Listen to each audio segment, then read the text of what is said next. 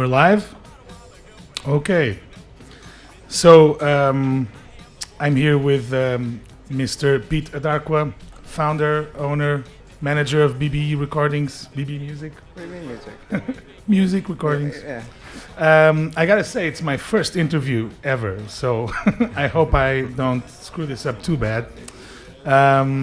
So, the objective of us being here is to see if there's a chance we can learn from your experience and see what wisdom you can share with us less experienced folk that also work within the same realm, at least remotely similar realm. And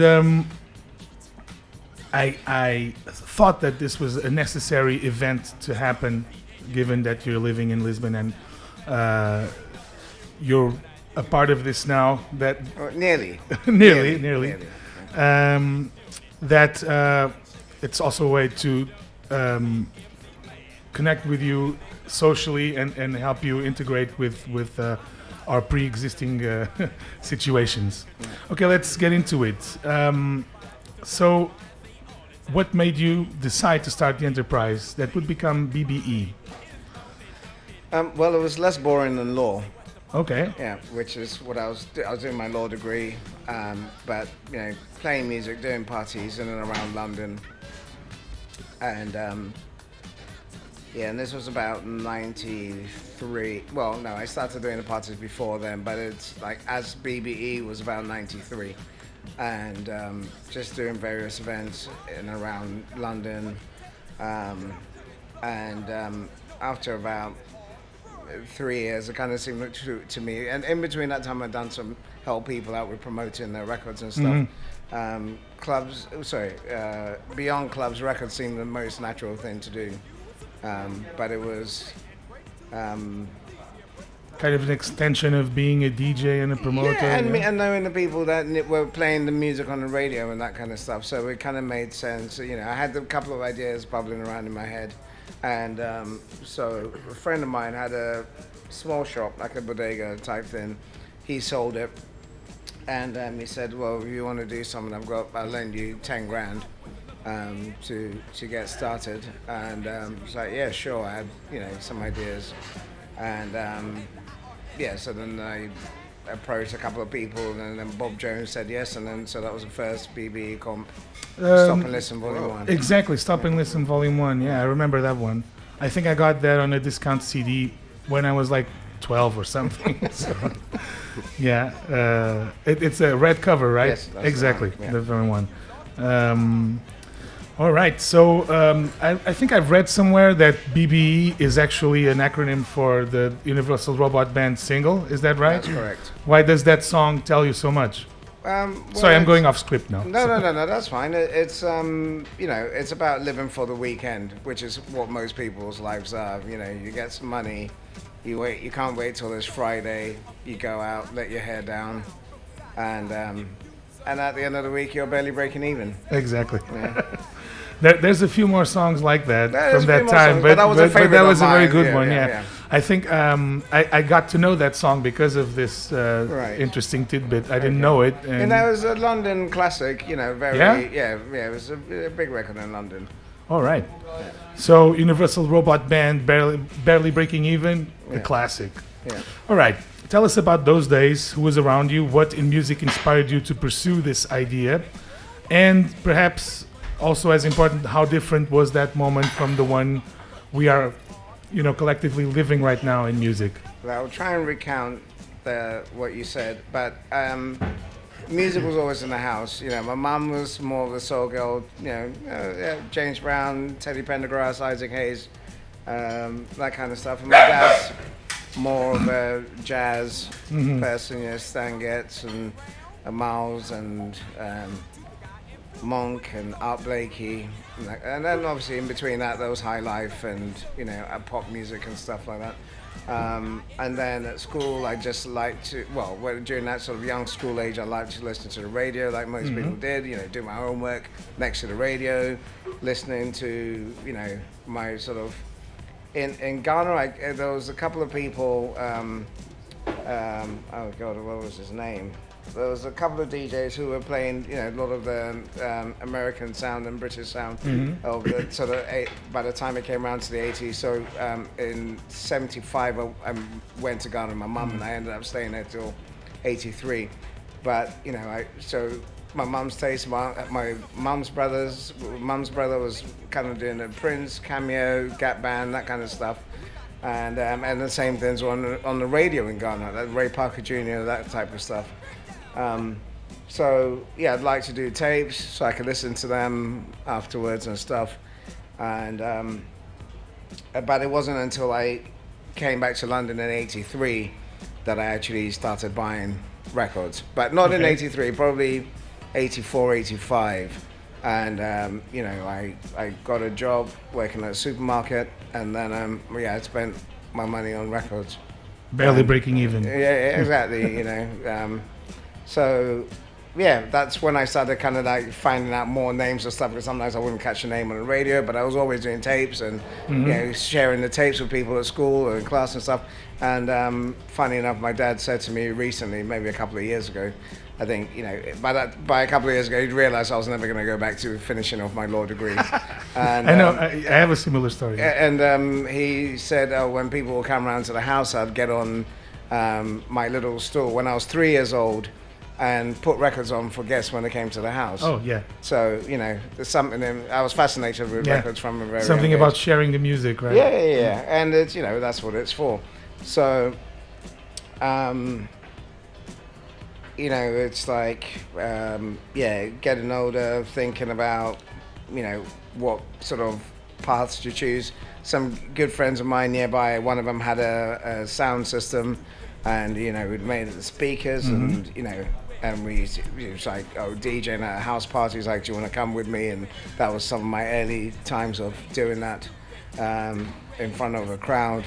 And then, I started I thought around about 16, 17, I wanted to start, a DJ setup of my own. So I called it the Mothership Connection. Wow. And sort of Mothership Connection, Uncle Jam, it was sort of homage to George Clinton, Parliament. And so we went to DIY store, bought some MDF, went to Edgware Road in London, which was like the road where I had all the hi-fi bits and car hi-fis and record shops and stuff, and bought speakers and built, speaker unit and stuff. And, it was a kind of something really pleasurable about playing music to an audience. It's interesting what you're saying, because it also kind of makes it evident that in your perspective, or at least in a London boy's perspective of wanting to be a DJ in the 80s, it wasn't just about buying the records. You had to have the sound system and the setup, right? Well, I mean, that was as necessary in as much as, if you didn't have your own speakers and stuff, you had to go and buy a much more expensive set. Yeah. So it was cheaper to make them, really, more than kind of like, not in the kind of like reggae sound system where the like, killer sound thing. It was nothing as finesse as that, but it was just to have something, and it was, you could buy it in pieces. The wood wasn't that expensive. Probably the most expensive part would have been actual units and the crossovers and stuff inside. So it was, it was like a hobby. Some people like to collect stamps. Some people like to watch trains or aeroplanes. Whatever. Mine was music. Yeah, exactly. So because this is not, for example, for us here, it's there's a certain difference between that. The quality of sound systems, of course, is not secondary, but the British culture has this thing about being mandatory to your own identity to have your sound in a way, right? I think to a degree, but also I think it wasn't really, I still, coming from a sort of traditional conservative Ghanaian household, the expectation is that you go to school, you become an engineer, lawyer, doctor, one of those sort of job for life type things, and that was that. So it didn't start. It started out more as a hobby that then became grew into a passion and into your life. Okay, so one thing I think is very interesting to explore your experience on, or sort of trying to figure out how you see this project, which has made so many vital albums. You were just describing your background, of course, but there's one thing that's evident throughout your catalog that is you emphasize the final product, the solidity of the record when you're releasing it, and that doesn't really have anything to do with what is hip or not, or working or not, in a sort of hyped up kind of sense, which kind of makes BBE records stand for a long time and not become something that only sells when you release them. That's my impression, at least. I'm not sure if I'm talking correctly or not. I think... What would you describe as that common denominator? I would say that, for me, it was about doing something that had a shelf life and some legacy or whatever and stuff. I admired the sort of, Prince and Quincy Jones and Duke Ellington and people like that who really left a mark on music. I'm not comparing myself in any way, shape or form to them, because I can't play anything I wanted to, and I just, frustrated wannabe. There's a place for people like that. No, of course, so it's more from that side of things, because, the people like Creed Taylor who, set up Impulse and CTI, or, the guys with Blue Note and, whatever and stuff, they also left a legacy, and it was kind of like those were also the kind of people that I thought if I could do, nothing, like an A&M or, with Herb Alpers and, all these other sort of legendary labels, if I could do something remotely similar, and I'm not in any shape comparing myself to any of those labels, but those were the things that I thought if I could create something, I kind of modeled some of what I wanted to do on them, not in the way that I really wanted to, but I was happy to let go of stuff, because sometimes you can have an idea, work on it, and some people have problems letting go of it because they think they want the most perfect version of their vision to come out, and you won't always get it right. Lots of mistakes. I know exactly what you're talking about. Lots of mistakes, lots of regrets. I didn't take enough pictures when I was with Dilla. I didn't take a photographer with me when I went to meet him, but we were just talking about music. And the same, not just him, but lots of people that I probably should have done more with, but I didn't cover it in a way that even some of these labels I know, they had to set up. But, like I said, I started with a 10 grand loan, which I paid back after the first record. And that basically paid for the licensing, which was about, I think I spent about £2,500 on licensing. Actually, I tell a lie, it was more than that. You had some pretty big tracks there on that compilation. Well, there was only those two... I think you had an Isaac Cais track. No. There was 2 tracks with Sony on there. I know those. Sarah Vaughan, Eddie Russ. Exactly. Most of the other things were independent label, and I know at the time Sony were charging £1,000 a track. So it was definitely more than that. Anyway, out of that, I managed to have enough money left over to manufacture 1,000 records, 1,000 CDs, put them in the back of my car, drive around London, sell them, sell out. Thankfully, quickly in those days, and then put the money straight back into more. Yeah. And that's pretty much what I've been doing for the last 25 years. It's still kind of like that? It's still kind of like that, yeah. Okay, that was very interesting what you just said about your reference point for an editorial project being such a solid and big staple. Aim high. There's no point otherwise. If I'm just going to aim to be doing, it's important to hear you say that, because the little version of it, no disrespect to little, but I mean, if you're going to shoot upward, you have to kind of aim high, really high. Okay, the first times I connected with the brand BBE was when I was looking for records that could give me some of the classics I was looking for as a young DJ. Because when you're starting out, it's not easy to find the maxi single of whatever, barely breaking even or whatever, because these records from your favorite DJ sets, or these are classics that build upon your collection. And there were a few compilations by BBE that were almost anthologies for a budding DJ to start. But there are also innumerous brilliant albums by some of the greatest of all times. Especially, you mentioned Dilla, of course. What do you think is your legacy in the quality of art for the future? Do you think that people are following this label and going like, shit, we need to, make it as special as this? I think everyone has people that they, someone else put out a record, whether it's Now Again or whether it's, Stone's Throw or Strut or, Soundway or whatever and stuff. They all come up with records. I think, oh God, I wish I was the one who did that, And so I think you're never going to find everything. You're never going to do anything. But what you were saying before was definitely the starting point for me was, when I started buying records and some of the albums I was coming across that were like 20, 30, 40 pounds, I was like, oh, that's a lot of money. And, I'd starve or, forget something to buy a record that I really wanted. I mean, that's never really been, I don't really spend more than about £100 on a record. That's about my limit. 150 I think I've done before. I know people that spend thousands on one record and stuff. That's just craziness to me. But my whole thing with the comps, especially some like the comps I did with Kev Darge, which were like, really rare funk records and stuff. And, some of the records on there would have cost like £400 each or whatever. The deep funk. And my whole thing was that, if you can make these accessible in a really good pressing and stuff, the more people would are going to discover it. Discover it, and you build a bigger scene, because the DJing part of it was super important then. And, it proved to be. It was Strange Games and things, things like that where, if you'd gone to try and buy the records individually, it would have cost you too much money, or most people wouldn't. But you also knew that some people wanted to own those records. Exactly.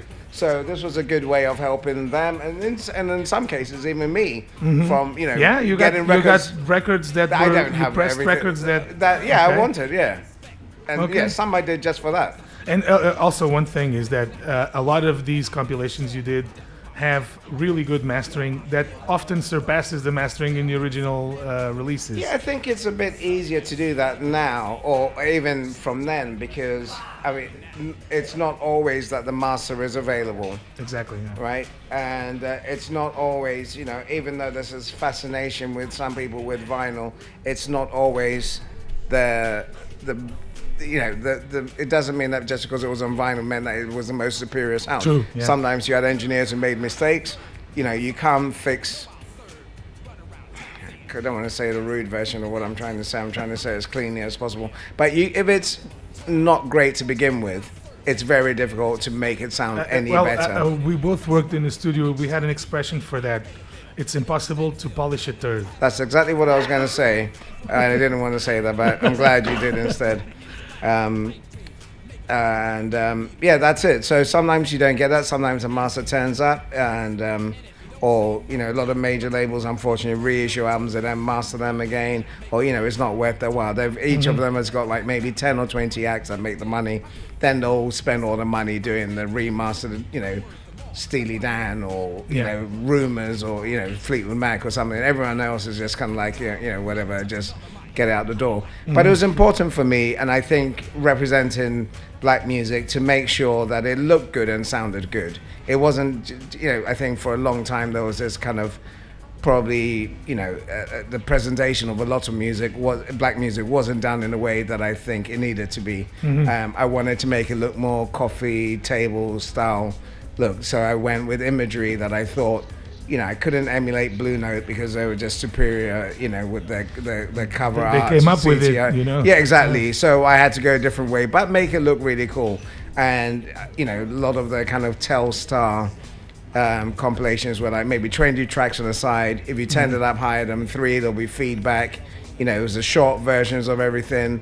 It wasn't, it wasn't that sort of 12-inch sound. And, you sometimes need to attend the session to make sure that the engineer understood, came out good.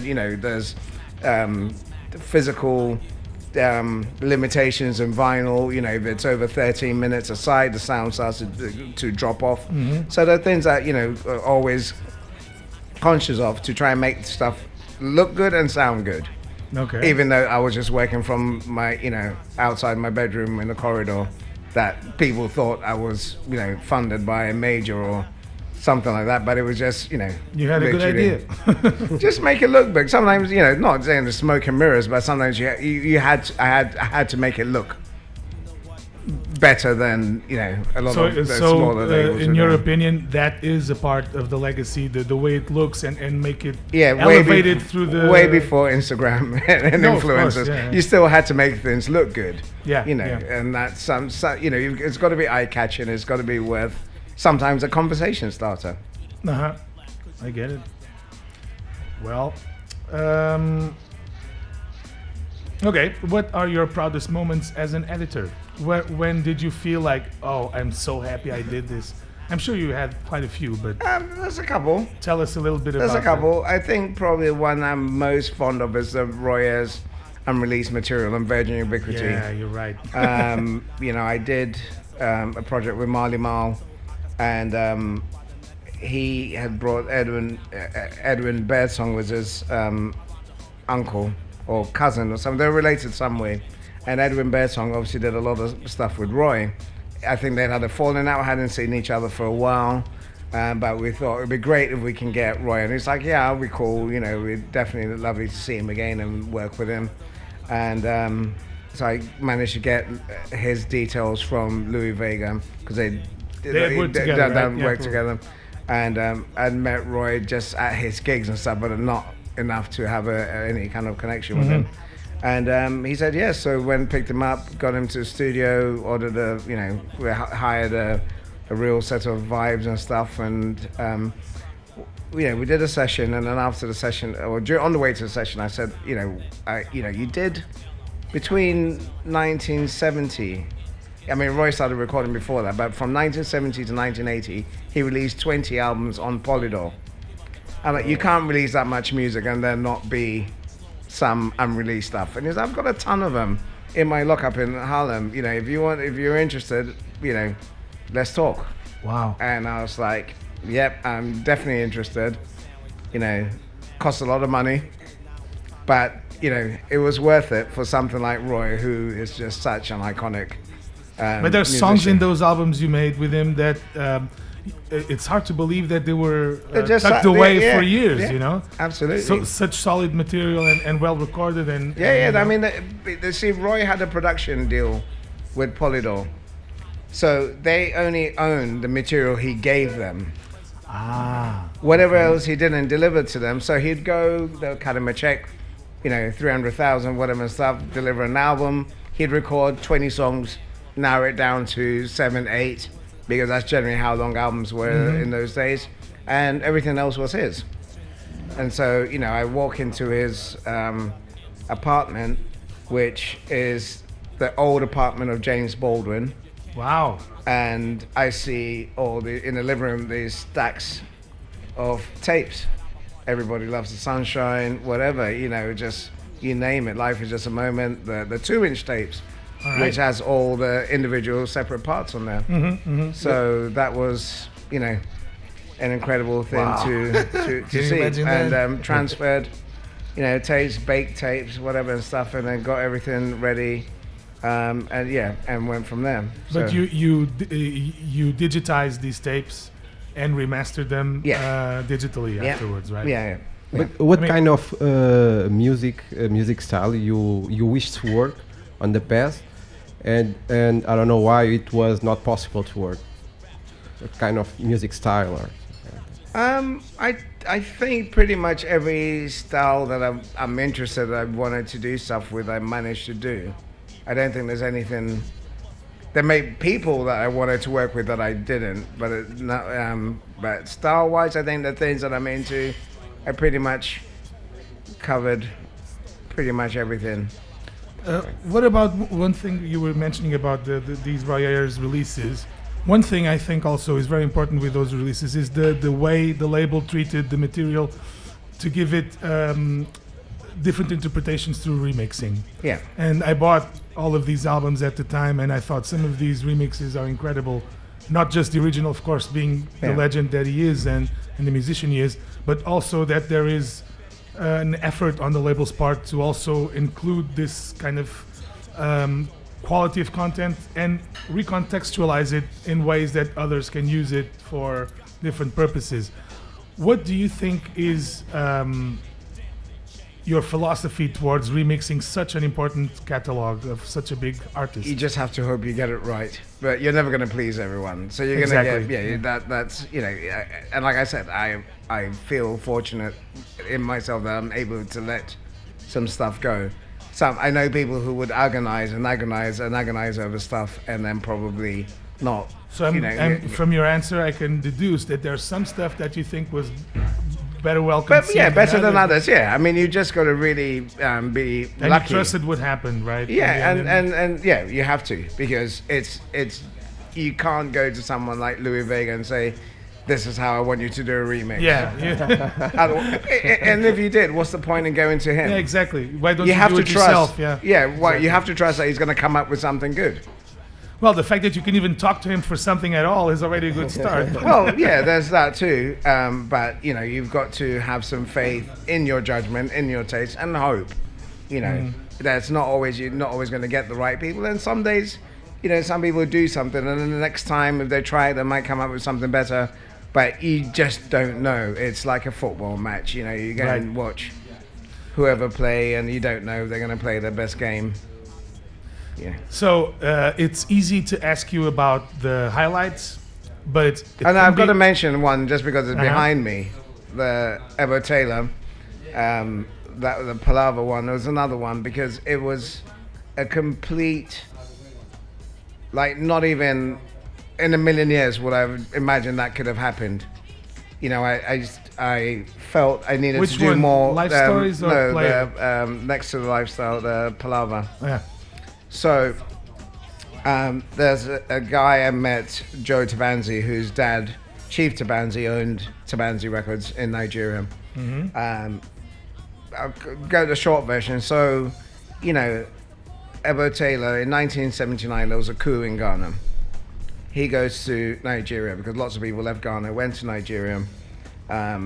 It was kind of some fairly brutal regime at the time when this guy, J.J. Rawlins, came in. There came a point, like most immigration matters, the Nigerians blamed Ghana for things getting harder in the economy, kicked the Ghanaians out. Yeah. So in that time of things going out, Ebo went to Nigeria, recorded an album with Tabanzi, got paid for it, and somehow the tape stayed in Nigeria, in the studio, in Tabanzi Records. Tabanzi Records got hit by a bomb in the Biafran War. You know, parts of it damaged, whatever and stuff. He comes back, he loses touch with Chief Tabanzi. Nothing ever happens to his record. I do a deal with Tabanzi's son in 2018 to do like a catalog deal. And we're having this meeting in London, and I'm like, do you have any tapes? Because one of the things you're probably aware of, that it's very hard to find the tapes, the big box tapes, either the quarter-inch or the 2-inch tapes of African, Brazilian, you know, Indian music, because a lot of times people recorded over these tapes. Or they finished with them, left them in the studio, they got and thrown they also away. degrade very easily. And Well, yeah, because again, something I found out doing the Royers transfers, very interesting, or at least I thought it was interesting. I think it was the Ampex tapes. They used to seal the tapes with whale blubber, so the fat from a whale. And obviously, fat, it has enzymes in it, and that will digest the tape, or disintegrate the tape. So over time, that would actually, the tape would deteriorate naturally. So you've got that too. Plus you've got the heat. Of course. Anyway, so 2018, I'm speaking to Mr. Tabanzi, and it's like, you know, if you've got any tapes, he was on his way to Nigeria, please bring him back.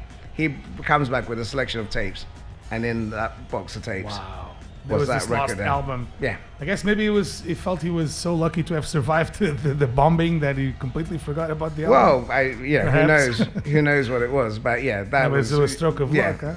Absolutely incredible. Anyway. But what I was meaning to ask you is, okay, we have these positive highlights, but I'm sure with a lengthy career in BBE as you have it, you also have probably have some surprisingly unsuccessful moments. Oh, loads of them. Which is something usually people use to learn from, right? Well, you try. What can you tell us about these episodes, and what did you learn from hardship? Well, I think, you know, that one of the toughest things for an independent label is always cash flow. You know, you Tell us about it. you just don't have enough cash to do all the things you want to do. So it means you miss out on projects, or, you know, it's you can't employ the best people that you want to all the time. And you can't afford the marketing plans that you need to do, etc. and stuff.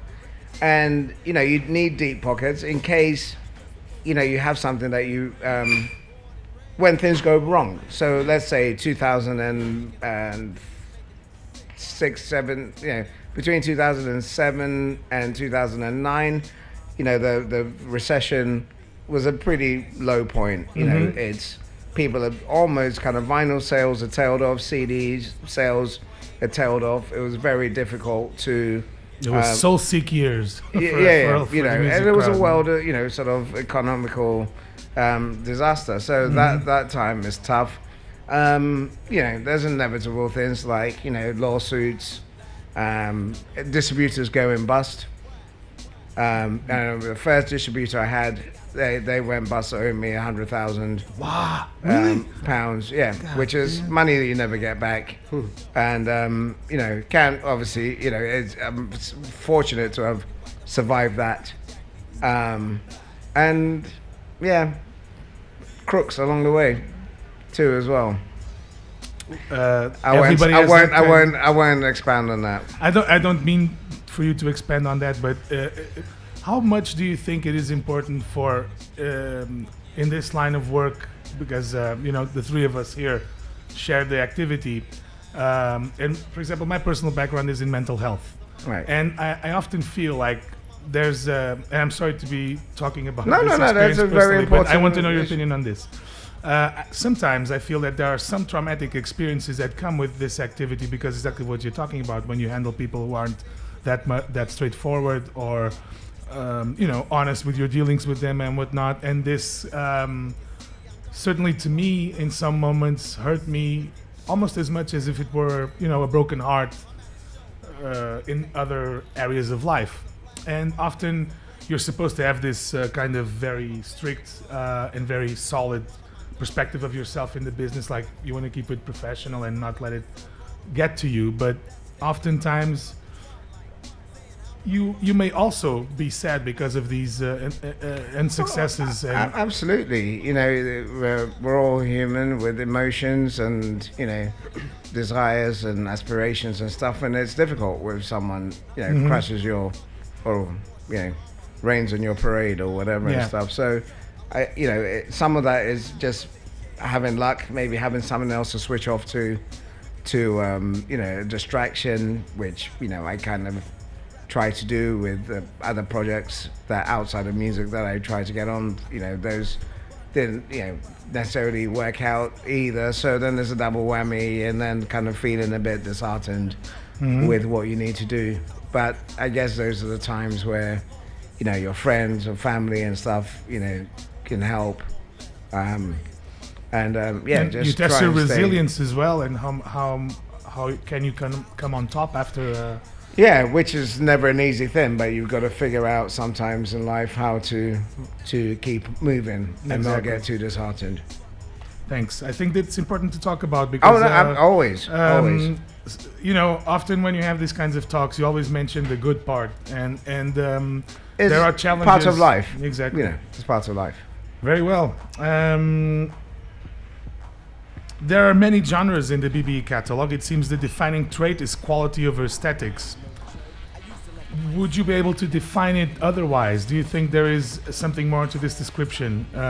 Because you have such good records on so many different styles, and so it feels like all you want to listen is to a good record, and not necessarily a good hip-hop record, good jazz record, you know? Well, you try. I mean, the thing is, you can't, again, I'll say it again, you can't please everyone. Because you can do a comp, you know, or a record, and you don't know, you know, you do an artist record, sometimes you, like I said, you've got to trust people to come up with something, or you can take on someone young and try and work out how you can do something great together. or or a compilation and stuff. And there's, sometimes you see a review, and you're like, wow. Well, maybe I missed the point completely, and then there's a few of those that kind of, and those are the only ones I remember. I don't remember the good reviews. I just remember the bad ones, And I remember reading something a couple of days ago on Discogs that someone had written about one of the disco comps I did, and but they've written this review on Discogs maybe like 2 years ago. The comp came out in like '99 or whatever and stuff. Someone took the time to. Well, but I think they probably came across it. In that gap, lots of things have changed. They said it wasn't deep, this, that, and the other. But also, I think, in the context of stuff, with. I think it was a great comp, but it wasn't one that I did. But I thought it was a great comp, but it was also of its time. Right. And it was it was the start of the time when a lot of stuff wasn't available on CD. It was called Rare Groove for a reason. No, it wasn't even. I mean, some of it was, but it wasn't as cheesy as he made it sound in the review. It was like, oh, you might as well put Village People and stuff like that. And it was nothing. It was nothing like that. It was nothing. There was nothing on the same kind of scale of or genre or stuff like that. So things like that kind of make you. You realize you've just sometimes got to block out the noise and stuff. Don't feel too bad. I just remembered that I released an album recently, and one of the critiques that were made to it was that I didn't use enough glitch in my production. And I thought, I don't know, like some guy wrote this somewhere in a blog. It's a pretty good album, but his production is not edgy enough because he's not using enough glitch. Right. And I thought that was funny. Like, no, maybe I don't want to. Yeah, maybe that's not what it's about. Exactly. But I don't judge whoever does. Yeah. All right. So moving on. Okay, if you don't mind, I think it's important for us to discuss some of the, actual professional options in your experience that can be important for budding and starting label projects. Tell us about the digital monetization of a label's catalog in your experience, and what helps to create a stream of revenue that helps sustain these kinds of projects and help move them forward. It's a tricky one, but I was a full-on iTunes person when it started out, and I thought it was a great idea. Your record was always in stock. Yeah. The negative side to me is that they never moved to WAV files or AIFF, which I think if they'd done that back then, they would have maintained that download store because they were in complete control of the market, and I think that's why places like Bandcamp and stuff are successful, because they are doing what I think. What they should have done, and so it was just a lot easier, I think, for people to find out about stuff. Easy, you could be anywhere in the world. You could access stuff. I mean, obviously there's YouTube and stuff, which again probably should have monetized a lot earlier to make it make sense. Mm-hmm. And if there were like what's it called? Oh God! So let's say 99, 2000, or 2001, or was it 2002? One of those years. So Kenny Dope has introduced me to Jazzy Jeff. Hang out with him. Oh, that record is so good, man. So thank you. So and it's the most expensive album that I've done on the label. Yeah, I can imagine. Nothing more expensive before or since. And Love of the Game? The album. Yeah. So the record, we send out promos, and 3 months before the album comes out, the whole album's available on LimeWire, Napster, all these sort of things.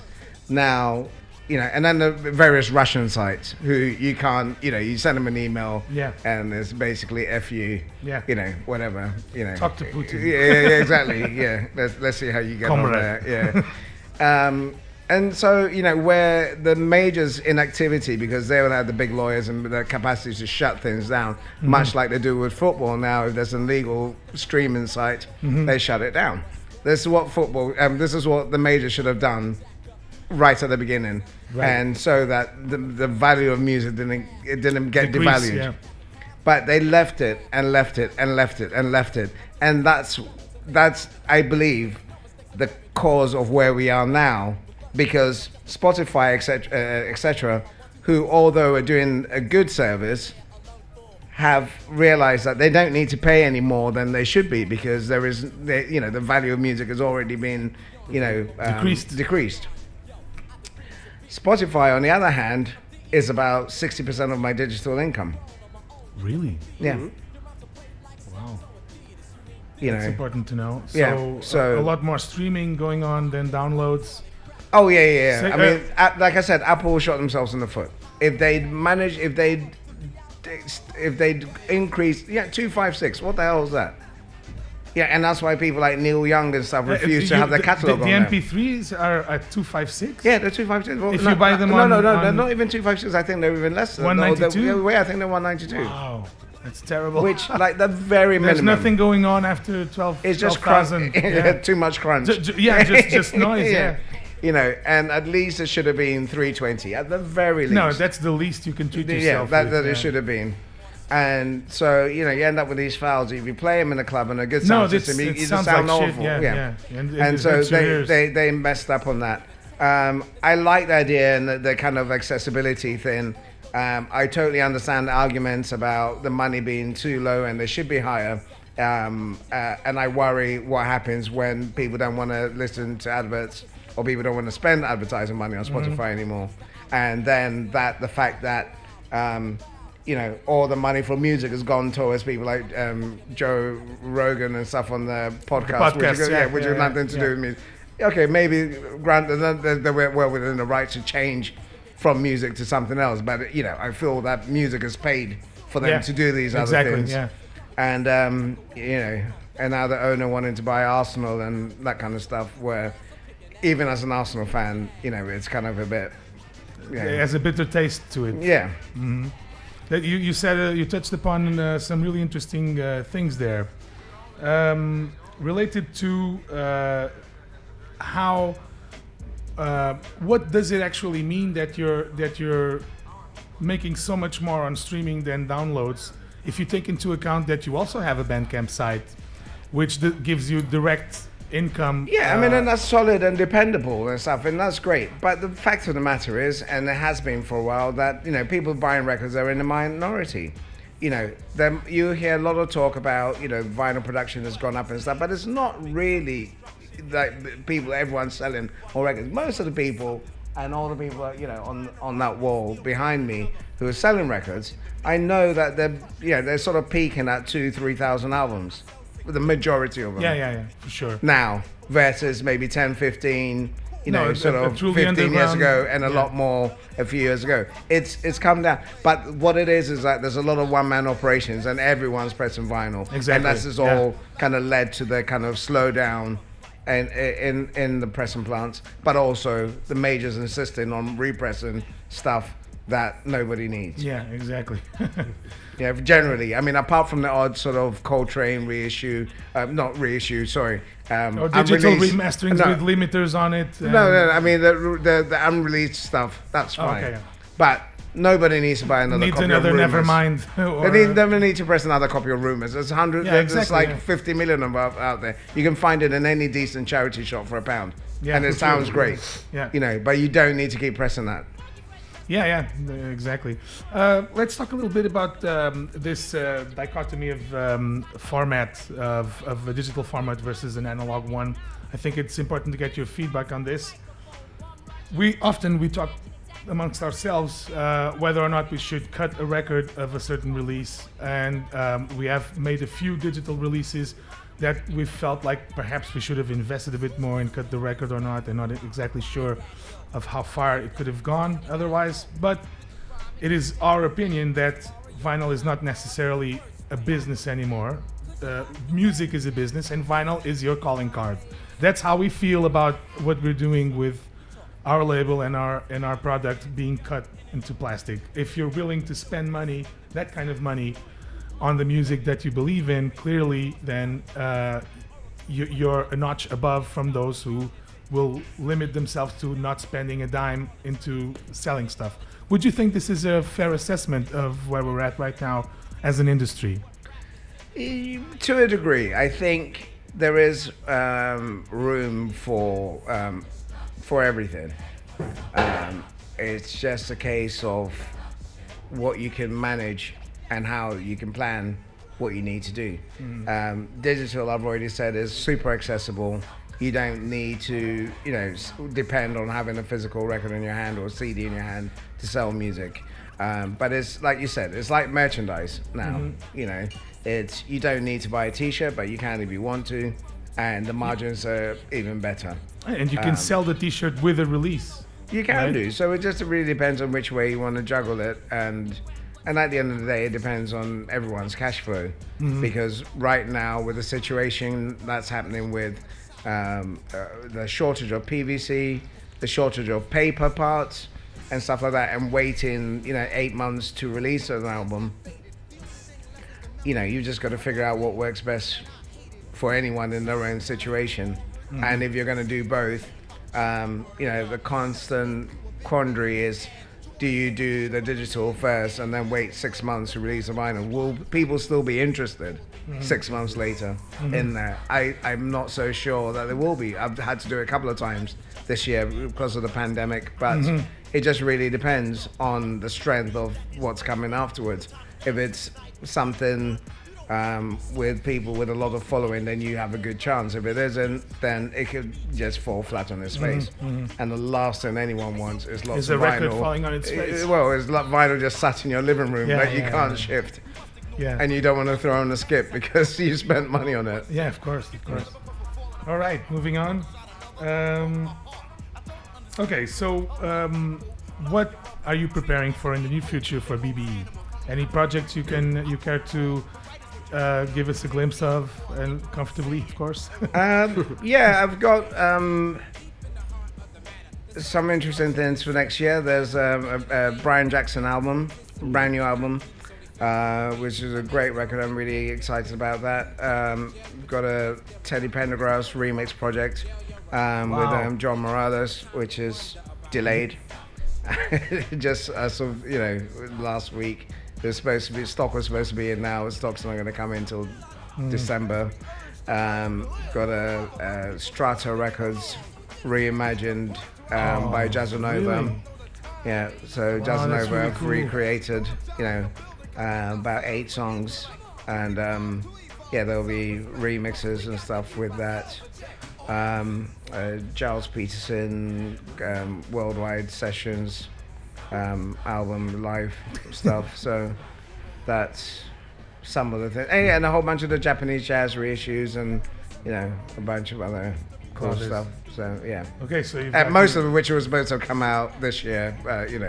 They tell me the bottleneck is in the PVC and also on the sort of aluminum and the nickel. And the paper parts. Yeah. But apparently because Amazon spent, they bought up a lot of paper parts during the pandemic to deal with the shipping of stuff, because everyone was ordering stuff online, and now the world's running short of paper. I can tell you, none of these people used paper to go to the toilet because they can't. Well, so there's probably some of them that bought paper as well. Okay. If you're stupid enough to hoard paper, toilet paper, you're probably stupid enough to buy paper to use for toilet paper. Okay, can you attempt some prediction regarding the future of the music industry? None whatsoever. You feel like it's every man for himself? Well, at the moment, that's what life is about right now. Look at Brexit and all this other nonsense that has happened recently. Who would have thought? I mean, it just really depends on what happens next in terms of a format. I don't know if there's something beyond streaming. I haven't listened to any predictions. I haven't watched enough sci-fi shows to kind of sure, there's a Black Mirror episode with a hint of it. Well, there might be something implanted into your head, but how different would that really be to streaming? I don't know. Yeah. Says a man with an implant in his arm already. So, yeah. Okay, let's lighten things up a little bit. So you're here with us now. Why did you decide to move here, and what do you like best and dislike most about this country? Dislike's a strong word. I first came to Portugal about 11 years ago, and strange as it is, I saw some similarities with the villages in Ghana by the seaside.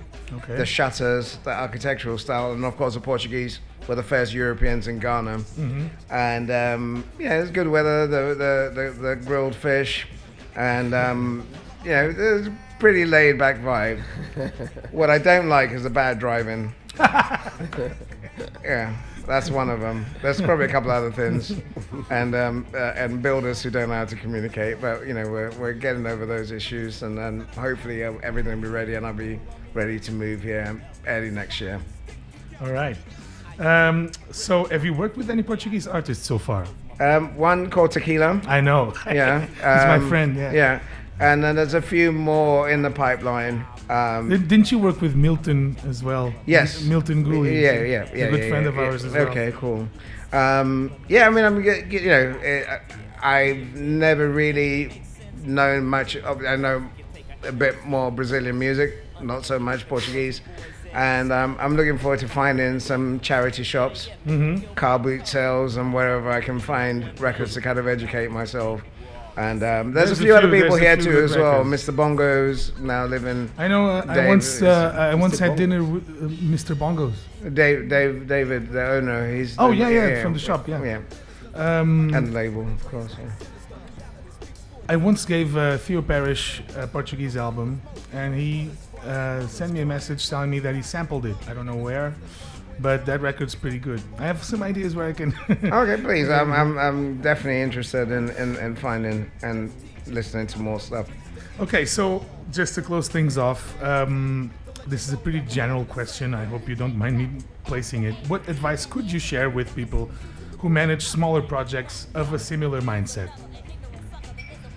I think it's really dedication and paying attention to what you're doing as best as you can, and getting things right. I mean, it's I say that like it's not been easy to get certain parts of the business right. Financially, it's been difficult. Good to find a good accountant, to find a good bookkeeper. That would be, make sure everything is straightened out and stuff on that side of things. If you're making your own music, either which way, it's really important to know what your margins are, what you're working with, and you're not overspending.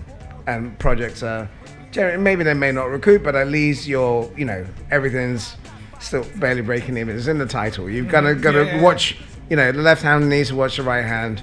And pay attention to the boring stuff side of the business. Yeah. I think this one is for you, man. Thank you. He's the party boy. He wants to have fun with the music. Well, there's that too. That's fun too. But then, you've got to try and get the bad bits sorted out properly. All right. So, thanks, guys. Oh. We have some unexpected visitors. Here's Patrick coming to say hello. Can't believe it. That's like the biggest shock. Yeah, I told you these guys. Yeah. I know you did. Yeah. Wow. Crazy. Welcome, guys. How you doing? How you doing, guys? Yeah, we've been here for an hour waiting for you guys to show up. I'm kidding. All right. So I think we're done here now. I'm going to let you meet your friends. Thank you very much for this very thoughtful and thought-provoking talk. I think it was a very necessary thing to do. So welcome to Portugal. And welcome to Thank Portugal. you. I'm still looking for, I've given Helder a list of things I need. Yeah. All right, guys. Peter Adarkwah from BBE. Thank you very much. Thank you. Thanks, guys.